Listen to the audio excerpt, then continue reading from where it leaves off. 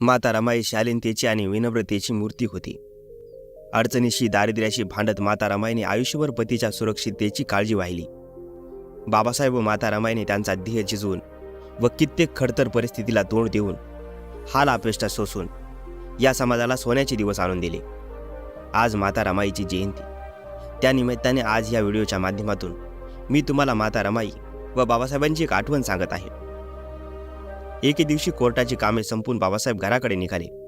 रामूची दागिन्याची इच्छा आपण अद्यापही पूर्ण करू शकलो नाही याची रुखरुख खूप दिवसापासून बाबासाहेबांच्या मनात लागून राहिली होती. ती पूर्ण करावी असे त्यांच्या मनात आले. मनात विचार येतात ते सराफा बाजाराकडे वळले. त्यांच्या मनपसंतीचे दागिने त्यांनी खरेदी केले.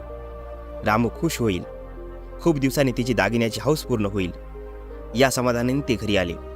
हातातील बॅग बाजूला ठेवत ते म्हणाले, रामू माझ्यासमोर बस जरा. अचानक बाबासाहेबांचा असा हुकूम झाल्याने त्या अचंबित झाल्या. त्यांच्यासमोर बसत त्या म्हणाल्या, आज आल्या आल्या ही काय नवीन फॅड काढलं, तुमच्यासमोर बसायचं. दागिन्याची पेटी रामामातेच्या हातात देत बाबासाहेब म्हणाले, हे दागिने अंगावर घाल. खूप दिवसाची तुझी इच्छा होती, ती आज पूर्ण केली. खूप समाधान वाटलं. माता रमाई म्हणाल्या, साहेब हे असं अचानक सुचलं तरी कसं तुम्हाला? माता रमाईचा चेहरा हर्षभरीत झाला होता. आनंदाच्या छटा त्यांच्या चेहऱ्यावर उमटल्या. आनंदानेच त्या म्हणाल्या. त्यावर लटक्या थट्टेने बाबासाहेब म्हणाले, रामू तुला ह्या बायका चिडवत होत्या ना, बॅरिस्टाची बायको पहा, हिच्या अंगावर फुटका दागिना सुद्धा नाही म्हणून. आता हे दागिने अंगावर घाल, त्यांना दाखव आणि सांग बॅरिस्टाची बायको बॅरिस्टरीन दिसते का म्हणून. रमा मातेने दागिने अंगावर घातले. आरशात पाहिले. दागिन्यामुळे स्वतःचे सौंदर्य खुलल्याचे त्यांना जाणवले.